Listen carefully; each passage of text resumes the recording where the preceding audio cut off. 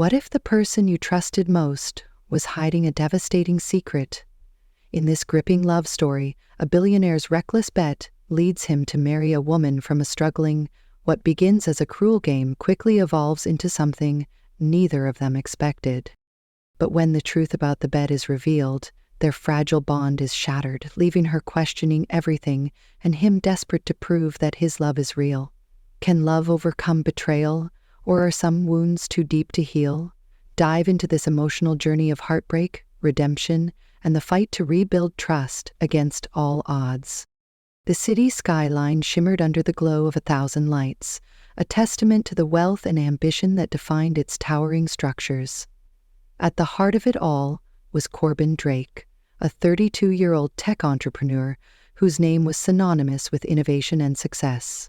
From the outside, Corbin had it all: a billion-dollar company, a penthouse overlooking the city, and a lifestyle most could only dream of. Yet, beneath the polished exterior, he was a man who had grown numb to the very life he had built.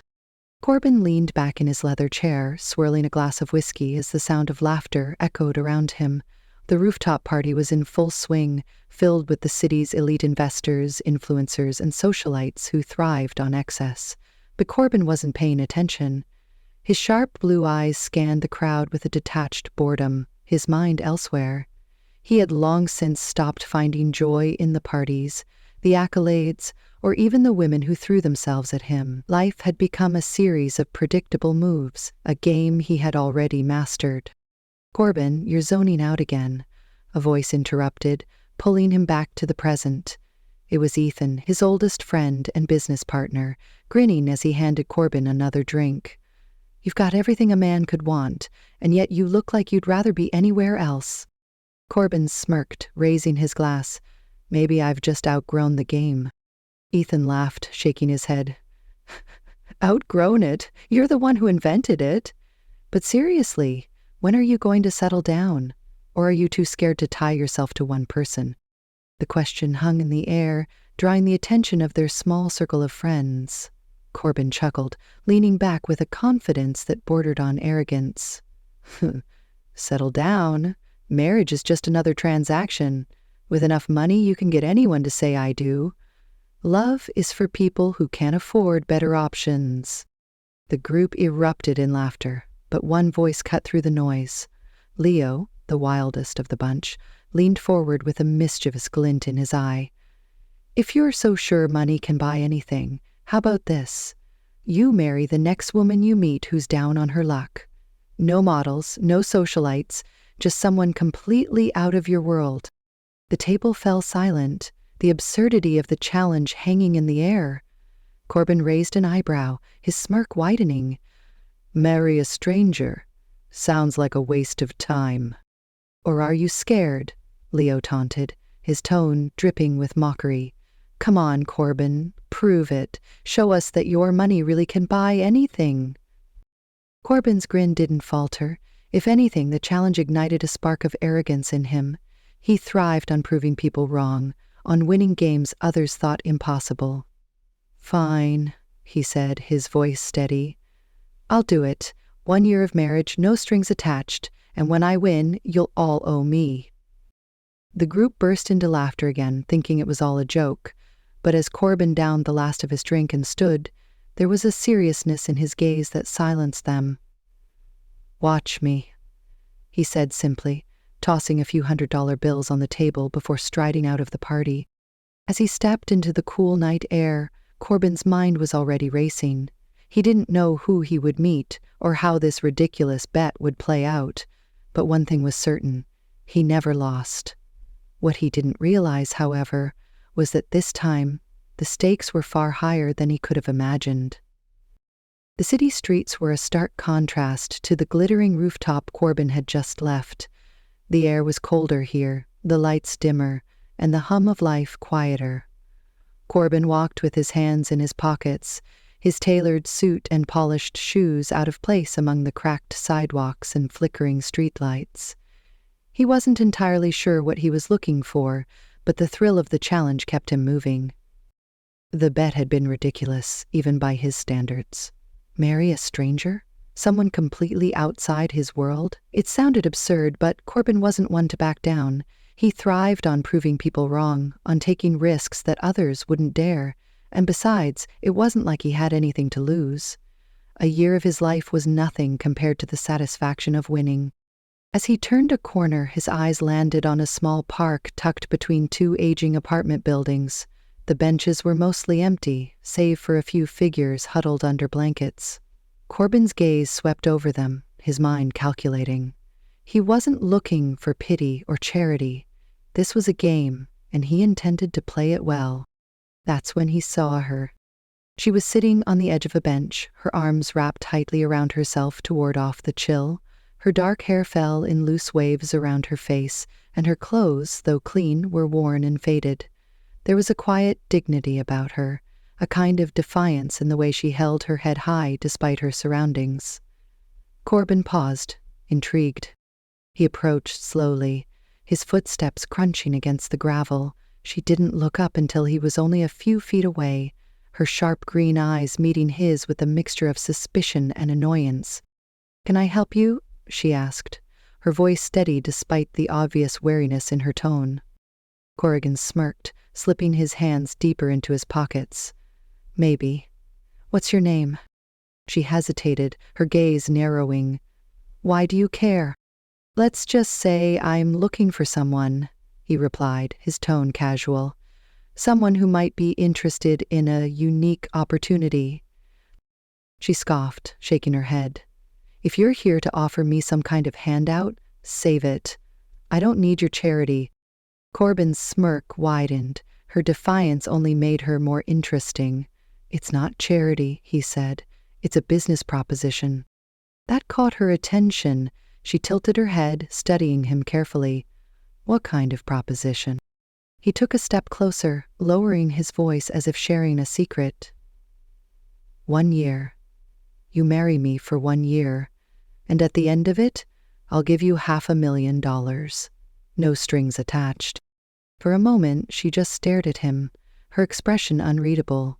Then she laughed, a short, bitter sound that echoed in the empty park. "You're insane," she said, standing up and brushing past him. "Find someone else for your ridiculous game." Corbin turned, following her with his gaze as she walked away. "What if I told you it wasn't a game?" he called after her. "What if I told you this could change your life?" She stopped but didn't turn around. "My life doesn't need changing," she said, her voice cold. "At least not by someone like you." Corbin frowned, watching as she disappeared into the shadows. He hadn't expected her to say yes right away, but he also hadn't expected her to walk away so easily. Most people would have jumped at the chance $500,000 was life-changing for anyone, but she was different. She wasn't desperate, at least not in the way he'd assumed. For the first time in a long time, Corbin felt a flicker of uncertainty. He wasn't used to being turned down, and the challenge only made him more determined. He didn't know her name, her story, or why she was so fiercely independent, but he knew one thing: he wasn't giving up. As he walked back to his car, his mind was already working on a plan. He would find her again, and this time, he wouldn't take no for an answer. The bet wasn't just about proving his friends wrong anymore. It was about proving something to himself. And for reasons he couldn't quite explain, he felt like she was the key to it all. The next evening, Corbin found himself back at the park. He wasn't entirely sure why he had returned. Maybe it was the challenge, or maybe it was the way she had looked at him, like she could see right through his polished exterior. Either way, he wasn't leaving without an answer this time. He spotted her almost immediately. She was sitting on the same bench, her posture tense as she flipped through a worn notebook. Her dark hair fell over her face, but Corbin could see the faint furrow in her brow, the way her pen hovered over the page, as if she couldn't quite find the right words. She looked lost in thought, and for a moment he hesitated. But then he reminded himself of the bet, of the stakes, and he pushed forward. "You back again, I see," he said, his voice breaking the quiet. She looked up sharply, her green eyes narrowing as she recognized him. "You again? What do you want this time?" Corbin smirked, slipping his hands into his pockets. I told you yesterday, I have a proposition for you. She sighed, closing her notebook with a snap. And I told you I'm not interested. Maybe you should hear me out, he said, taking a seat on the bench beside her. She shifted away slightly, her body language screaming distrust, but she didn't get up. That was a start. Look, he began, his tone softening. I know how this sounds. A stranger walks up to you and offers you money to marry him. It's insane, but I'm serious. This isn't some kind of scam or joke. It's a business deal. 1 year of marriage, and at the end of it, you walk away with $500,000. No strings attached. She stared at him, her expression unreadable. Why me? She asked finally. Out of all the people in this city, why would you pick someone like me? Corbin hesitated. He couldn't exactly tell her the truth, that she was part of a bet, a game to prove a point. But he also couldn't lie outright. So he settled for something in between. Because you're different, he said simply. You're not like the people I usually deal with. You're honest, straightforward. You don't pretend to be something you're not. She raised an eyebrow, clearly skeptical. And you think that's a good enough reason to marry someone? It's a start, he replied, his smirk returning. Besides, it's not like I'm asking for forever, just 1 year. You get the money, well, let's just say I get what I need too. She shook her head, standing up and slinging her bag over her shoulder. You're unbelievable, she muttered. Do you even hear yourself? You're treating this like it's some kind of business transaction. Marriage isn't supposed to be like that. Corbin stood as well, blocking her path. And what is marriage supposed to be then? Love? Commitment? Let me tell you something, those things don't last. People lie, they cheat, they leave. At least this way, we both know what we're getting into. Her jaw tightened, and for a moment, Corbin thought she might slap him. But instead, she just stared at him, her green eyes blazing with something he couldn't quite place. You must be a very lonely man, she said quietly, her voice cutting through him like a knife. The words hit harder than he expected, but he didn't let it show. Instead, he stepped aside, letting her pass. Think about it, he called after her. $500,000. That's enough to change your life. She didn't respond, disappearing into the shadows once again. Corbin stood there for a long moment, his hands clenched at his sides. He wasn't used to being rejected, and the sting of her words lingered. But he wasn't giving up. Not yet. The next day, Corbin did something he hadn't done in years. He tracked someone down. It wasn't hard. He had the resources, the connections. Within hours, he had her name, Elise Grant, 28 years old, former dancer. Her father had been a renowned choreographer, but after his death, her life had spiraled. Injuries had ended her career, and she had been struggling ever since. Armed with this knowledge, Corbin felt a renewed sense of determination. He wasn't just chasing a bet anymore. There was something about Elise that intrigued him, something that made him want to know more. And if he had to convince her one step at a time, so be it. Elise sat in the corner of a small cafe, her hands wrapped around a steaming cup of coffee. The warmth seeped into her fingers, but it did little to ease the tension in her chest. She had spent the entire night replaying the stranger's words in her mind. $500,000? It was an absurd offer, one that sounded too good to be true. And yet there was something about him, his confidence, his persistence, that made her believe he wasn't lying. She sighed, staring out the window at the bustling street. The truth was, she needed the money, desperately. Her savings were almost gone, and the part-time jobs she managed to scrape together barely covered rent. The dream of dancing again felt like a distant memory, but with that kind of money, she could afford the physical therapy she needed. She could rebuild her life. But at what cost? Marrying a man she barely knew? A man who clearly didn't believe in love or commitment? It felt wrong, like she was selling a piece of herself. And yet, the alternative, continuing to struggle, to scrape by, felt even worse. Her thoughts were interrupted by the sound of the chair across from her scraping against the floor. She looked up, startled, to see him, Corbin Drake sitting down as if he belonged there. He was dressed impeccably, his tailored coat and sharp features drawing a few curious glances from the other patrons. Elise frowned, her grip tightening on her cup. "How did you find me?" she asked, her tone sharp. Corbin smirked, leaning back in his chair. "I have my ways." "That's not an answer." He shrugged, unbothered by her irritation. "Let's just say I'm very good at getting what I want." Elise rolled her eyes, but before she could respond, Corbin leaned forward, his expression softening. "Look, I know this sounds crazy, and I know you don't trust me, but I'm serious about this. 1 year, that's all I'm asking. You'll have your independence, your freedom. I won't ask for anything more than what's necessary to make it look real." She stared at him, searching his face for any sign of deception. "Why me?" she asked again, her voice quieter this time.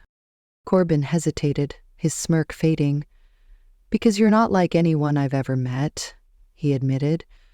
"You're honest, you don't care about my money or my name, and I think you could use this as much as I can." Elise's chest tightened at his words. He wasn't wrong, she did need this. But that didn't make it any easier to say yes. "What's in it for you?" she asked, narrowing her eyes. "Why would someone like you need to marry a stranger?" Corbin's jaw tightened, and for a moment she thought he might not answer. But then he sighed, running a hand through his hair. "Let's just say I have something to prove. To myself, to the people around me. And this is the easiest way to do it."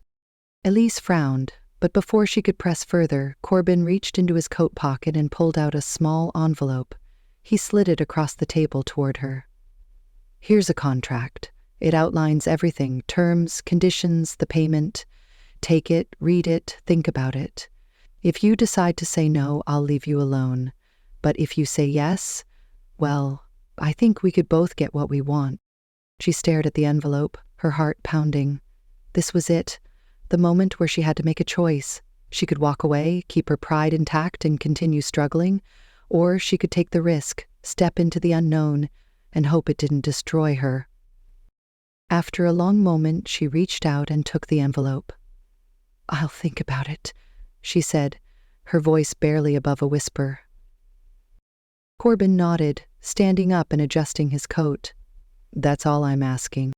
As he walked away, Elise felt a strange mix of relief and dread settle over her. She had no idea what she was getting herself into, but one thing was certain: her life was about to change forever. The elevator doors slid open with a soft chime, revealing the sprawling penthouse that would now be Elise's home. She stepped inside hesitantly, her worn sneakers making no sound against the polished marble floors. The space was breathtaking. Floor-to-ceiling windows offered a panoramic view of the city, the skyline glittering like a sea of stars. Everything about the place screamed wealth. The sleek, modern furniture, the abstract art adorning the walls, and the faint scent of something expensive lingering in the air. Corbin stood a few steps ahead, his hands in his pockets as he watched her take it all in. "Welcome home," he said, his tone casual, as if this was just another business deal. Elise turned to him, her expression unreadable. "This isn't a home," she said quietly. "It's a museum." Corbin smirked, unbothered by her comment. "You'll get used to it." She doubted that. The penthouse felt cold, impersonal, like a place designed to impress rather than to live in.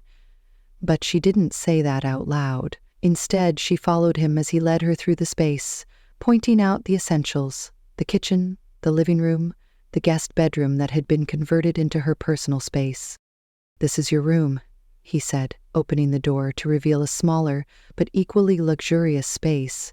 The bed was massive, covered in crisp white linens, and the closet was already stocked with clothes in her size.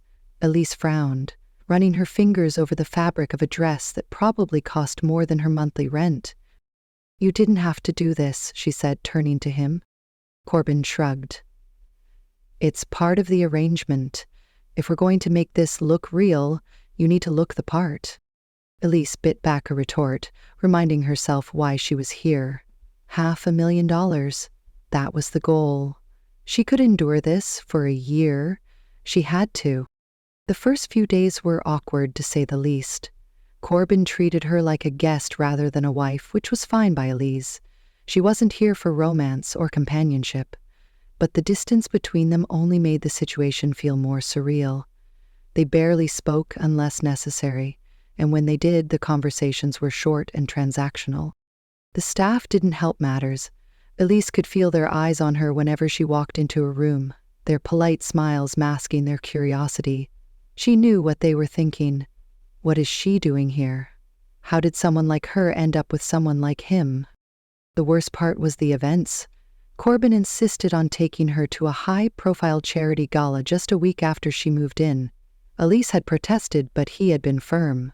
"People need to see us together," he had said. "It's part of the deal." The night of the gala, Elise stood in front of the mirror, staring at her reflection.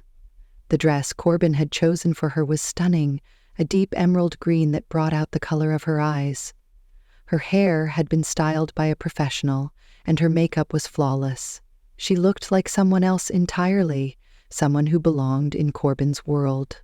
But as she stepped into the ballroom, she realized how wrong that assumption was. The room was filled with the city's elite, all dressed in designer gowns and tailored suits.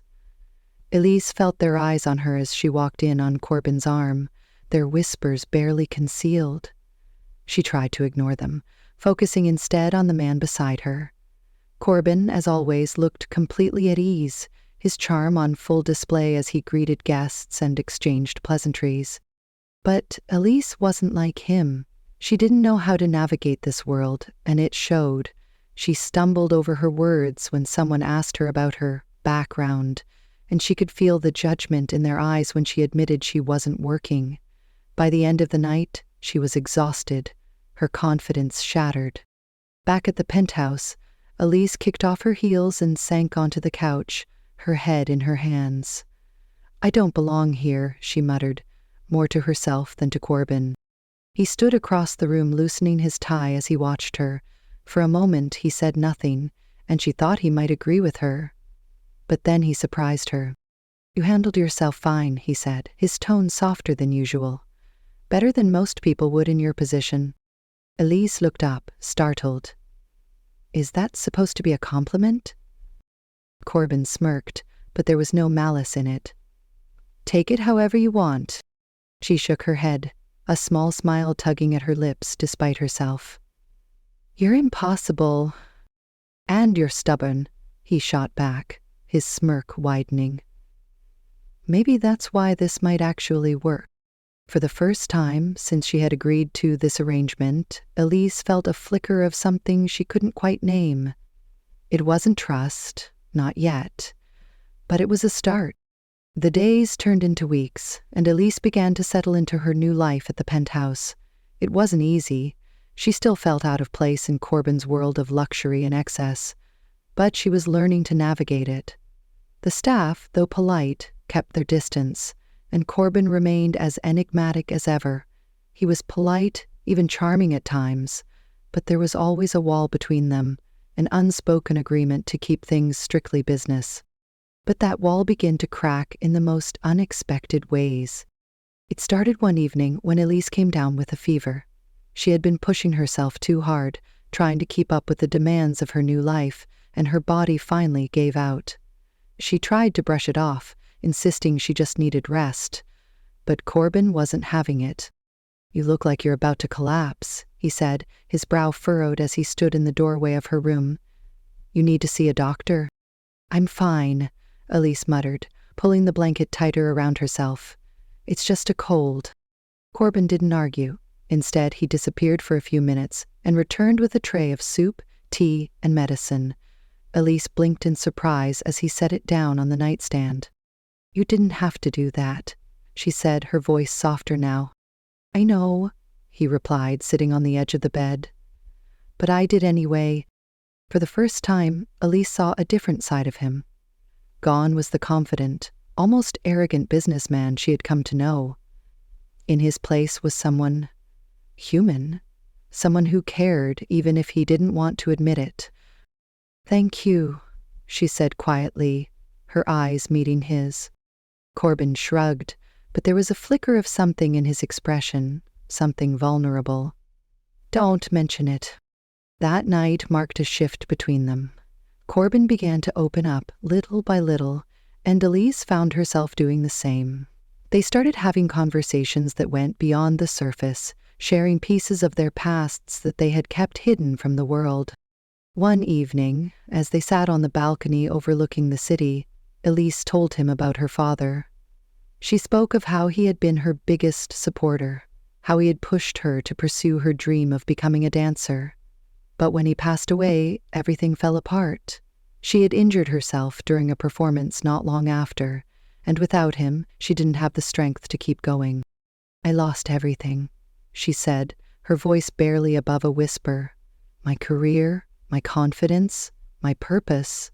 I've been trying to find my way back ever since." Corbin listened intently, his usual smirk replaced by a look of quiet understanding. "I know what it's like to lose someone," he said after a moment. "My parents died when I was a teenager. That's why I started my company. I thought if I could build something big enough, successful enough, it would fill the void, but it didn't." Elise looked at him, surprised by his honesty. "I didn't know."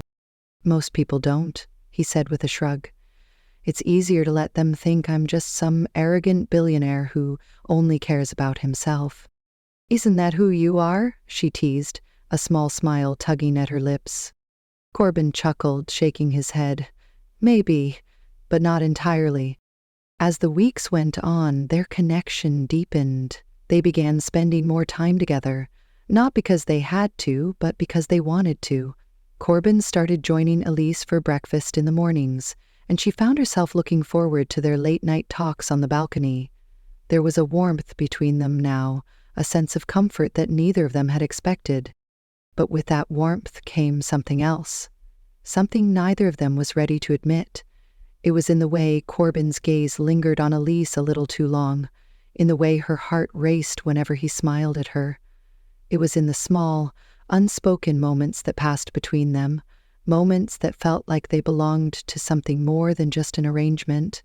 One night, as they stood on the balcony, the city lights twinkling below, Corbin turned to her. "You know," he said, his voice low, "you're not what I expected." Elise raised an eyebrow, a playful smile on her lips. "What did you expect?" "I don't know," he admitted. "But not this. Not someone who makes me rethink everything." Her breath caught in her throat, and for a moment she didn't know what to say. The air between them felt charged, heavy with unspoken words. But before either of them could say anything more, Corbin stepped back, his expression guarded once again. "Good night, Elise," he said, his voice distant now. "Good night," she replied, watching as he disappeared inside. As she stood there alone, Elise couldn't help but wonder what was happening between them. This wasn't part of the deal. This wasn't supposed to feel real. But it did, and that terrified her. The morning started like any other. Elise sat at the kitchen counter, sipping her coffee as the sunlight poured through the massive windows. Corbin was on a call in the next room, his voice calm and commanding as he discussed some business deal. It had become a routine of sorts, her quiet mornings, his endless work. But there was a strange comfort in it, a rhythm that felt almost normal. That illusion shattered when her phone buzzed. Elise glanced at the screen, her brow furrowing as she saw an unfamiliar number. She hesitated before opening the message, her heart sinking as she read the words. "You should know the truth about your husband. Check the link." Her stomach twisted as she clicked the link, her coffee forgotten. The article that loaded was from a gossip site, the kind that thrived on scandal and drama. But it wasn't the source that mattered, it was the content. Her eyes scanned the headline, her breath catching in her throat. "Tech mogul Corbin Drake's shocking bet, marrying a nobody for a dare." The words blurred as she read the article, each sentence hitting her like a punch to the gut. It detailed everything the bet Corbin had made with his friends, the terms of their arrangement, even the amount of money he had promised her. It painted her as a pawn in his game, a desperate woman who had sold herself for a chance at a better life. Elise's hands trembled as she set the phone down. Her mind raced, replaying every moment they had shared, every conversation, every look. Had it all been a lie? Had he been playing her this entire time? She didn't realize Corbin had entered the room until he spoke. "Elise, are you okay?" She looked up, her green eyes blazing with anger and hurt. "Did you do this?" she demanded, holding up her phone. Corbin frowned, stepping closer. "What are you talking about?" "This," she snapped, shoving the phone into his hands. "The article. The bet. Is it true?" His face paled as he read the headline, his jaw tightening. "Elise, I can explain." "Don't," she interrupted, her voice shaking. "Don't you dare try to explain this away. Just tell me the truth. Did you marry me because of a bet?" Corbin hesitated, and in that moment she had her answer. The silence was louder than any words he could have spoken. Elise let out a bitter laugh, tears stinging her eyes. "I can't believe I was stupid enough to trust you, to think that maybe, just maybe, you were different." "It wasn't like that," Corbin said, his voice desperate now. "Yes, it started as a bet, but it's not what you think. Things changed. I changed." "Changed?" she repeated, her voice rising. "You lied to me, Corbin. You used me. How is that supposed to make me feel?" "I didn't mean for it to happen this way," he said, stepping closer. "I didn't expect to feel anything for you, but I do. Elise, I don't," she said, cutting him off. "Don't you dare say you care about me, because if you did, you would have told me the truth." Corbin's shoulders slumped, his usual confidence replaced by something that looked a lot like regret. "I'm sorry," he said quietly. "I never wanted to hurt you." Elise shook her head, backing away. "You don't get to apologize, not for this." She turned and walked toward the door, her heart pounding in her chest. Corbin called after her, but she didn't stop. She couldn't. The walls of the penthouse felt like they were closing in, suffocating her. She needed to get out, to breathe, to think. Elise didn't know how long she walked, her feet carrying her aimlessly through the city. The streets blurred around her, her mind replaying everything she had learned. She thought about the way Corbin had looked at her, the way he had cared for her when she was sick, the way he had opened up to her about his past. Was any of it real, or had it all been part of the game? By the time she stopped, the sun was setting, casting the city in shades of gold and orange. She found herself in front of a small park, the same one where she had first met Corbin. The memory made her chest ache, and she sank onto a bench, burying her face in her hands. She had trusted him. She had let herself believe that maybe, just maybe, he was different. But now she realized the truth. Corbin Drake was exactly who she had thought he was when they first met.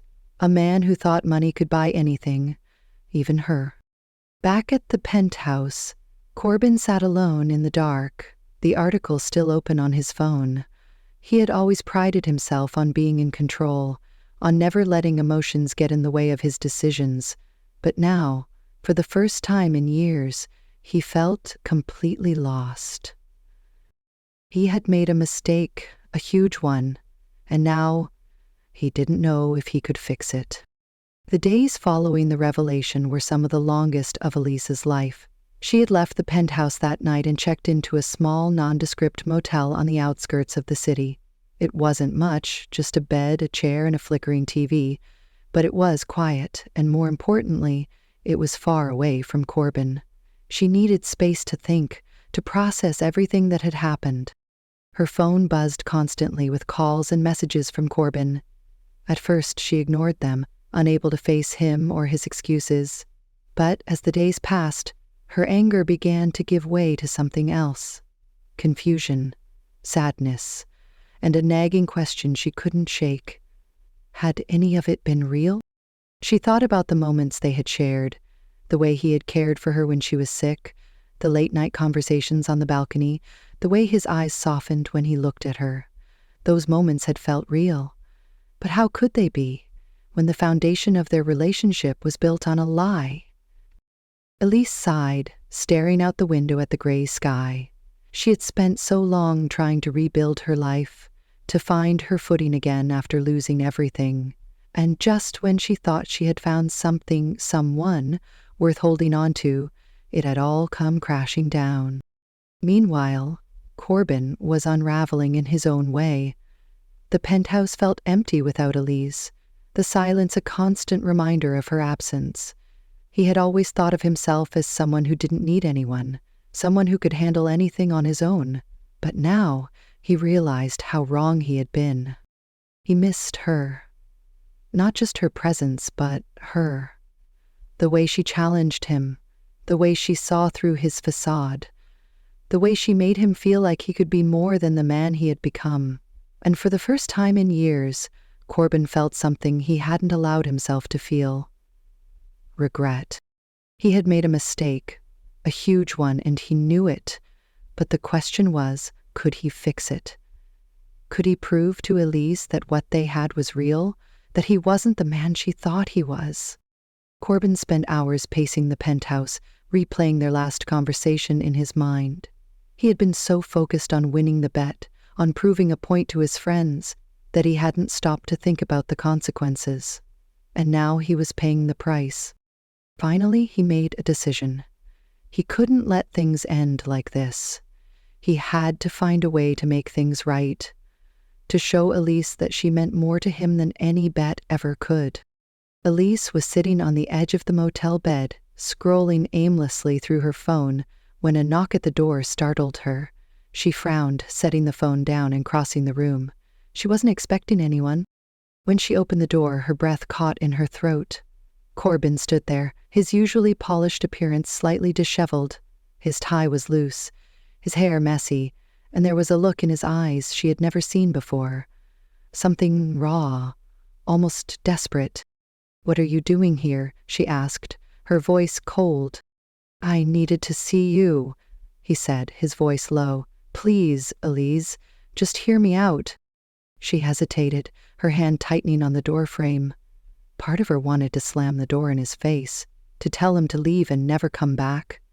But another part of her, the part that still cared, despite everything, wanted to know what he had to say. "Fine," she said finally, stepping aside. "You have 5 minutes." Corbin stepped inside, his gaze flickering around the small room before settling on her. "I know I messed up," he began, his voice steady but filled with emotion. "I know I hurt you, and I hate myself for it. But I need you to know that what we have, is real. It started as a bet, yes, but it became so much more than that." Elise crossed her arms, her expression guarded. "How am I supposed to believe that? How am I supposed to trust you after everything?" "I don't expect you to trust me right away," he admitted. "But I'm willing to do whatever it takes to earn it back. I'll tell the world the truth if I have to. I'll walk away from my company, my friends, anything. Just tell me what I need to do."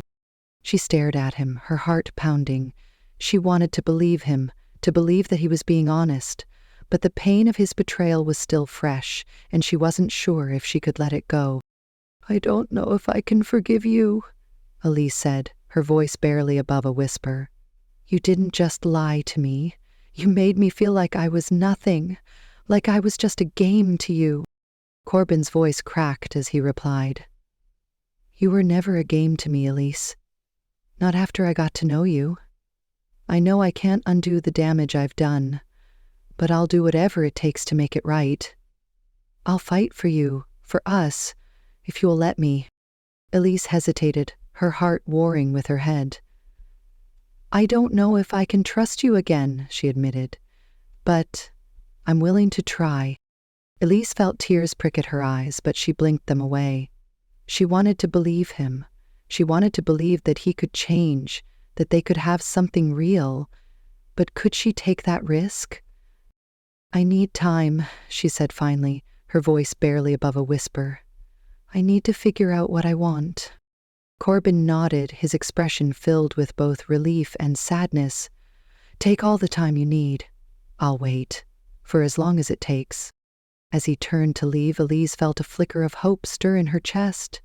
Maybe, just maybe, there was a chance for them. But for now, all she could do was take it one step at a time. The days that followed were a blur of emotions for Elise. She stayed at the motel, trying to sort through the chaos in her mind. Part of her wanted to believe Corbin, to believe that he truly cared for her and that their connection had been real. But the other part of her, the part that had been hurt and betrayed, kept reminding her of the lies, the humiliation, and the pain.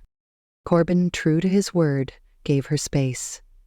He didn't call or text, but his presence was still felt. Every time she turned on the TV or scrolled through social media, there he was, making headlines, not for his business deals, but for his public apology. It started with a press conference. Elise had been flipping through channels when she saw him standing at a podium, his usual confidence replaced by something more vulnerable. The reporters bombarded him with questions, but he held up a hand, silencing them. "I'm here to set the record straight," he began, his voice steady but filled with emotion. "Yes, the rumors are true. I made a bet with my friends, and as part of that bet, I married Elise. It was wrong, and I take full responsibility for my actions. But what started as a mistake turned into something I never expected. I fell in love with her." Elise's breath caught in her throat as she watched him speak. He looked directly into the cameras, his expression earnest. "Elise is the most incredible person I've ever met.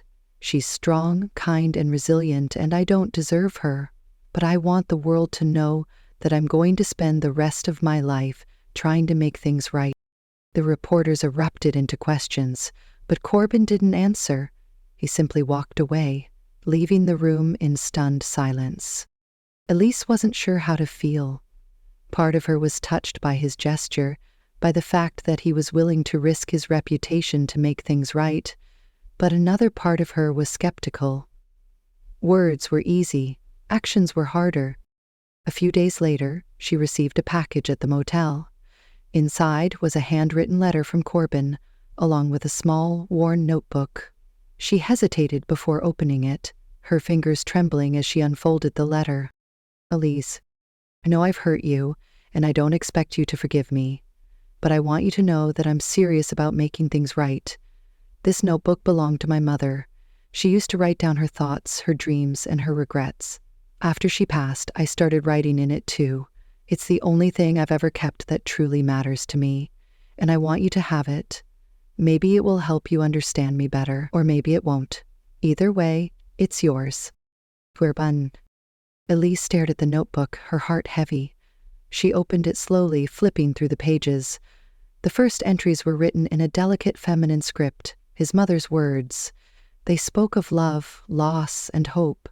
But as the entries shifted to Corbin's handwriting, the tone changed. His words were raw, filled with pain and self-doubt. He wrote about losing his parents, about feeling like he had to prove himself to the world, about the emptiness that success couldn't fill. And then, near the end, she found an entry about her. "Elise is different. She doesn't care about my money or my status. She sees through all of it, and for the first time in years, I feel like someone actually sees me. I don't know how to tell her the truth about the bet. I'm terrified of losing her. But I know I have to. She deserves better than this." Tears blurred her vision as she closed the notebook. For the first time, she saw Corbin not as the arrogant billionaire who had made a bet, but as a man who was just as lost and broken as she was. A week later, Elise found herself standing outside the penthouse. She had spent days agonizing over her decision, but in the end she knew she needed closure, whether that meant walking away for good or giving him another chance. Corbin opened the door, his eyes widening in surprise when he saw her. "Elise?" he said, his voice soft. "I didn't think you'd come." "I wasn't sure I would," she admitted, stepping inside. The penthouse felt different now, less intimidating, more familiar. "But I needed to talk to you." He nodded, stepping aside to let her in. They sat on the couch, the silence between them heavy with unspoken words. "I read the notebook," she said finally, her voice steady. "I saw what you wrote about me." Corbin's jaw tightened, and he looked down at his hands. "I meant every word." "I believe you," she said, surprising even herself. "But believing you doesn't erase what happened. You hurt me, Corbin. You made me feel like I was just a game to you." "I know," he said, his voice filled with regret. "And I'll never forgive myself for that. But I'm not asking you to forget. I'm asking for a chance to prove that I can be better, that I can be the man you deserve." Elise studied him, her heart pounding. She could see the sincerity in his eyes, the vulnerability he rarely showed, and for the first time, she allowed herself to hope. "I don't know if I can trust you again," she said honestly, "but I'm willing to try." Corbin's eyes lit up and he reached for her hand. "That's all I need, just a chance." As their fingers intertwined, Elise felt a flicker of something she hadn't felt in a long time. Hope. It wouldn't be easy, and it wouldn't happen overnight, but maybe, just maybe, they could rebuild what had been broken. The weeks that followed were a delicate dance of rebuilding trust. Elise didn't move back into the penthouse right away. Instead, she and Corbin agreed to take things slowly, meeting in neutral places, parks, coffee shops, and quiet restaurants where they could talk without the weight of their past hanging over them. It wasn't easy.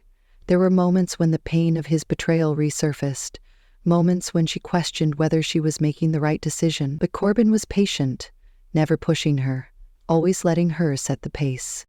For Corbin, it was a humbling experience. He had spent so much of his life in control, used to getting what he wanted with little effort. But this was different. Winning Elise back wasn't about grand gestures or flashy displays of wealth. It was about showing up, being honest, and proving to her that he was willing to change. And slowly, bit by bit, he began to earn her trust.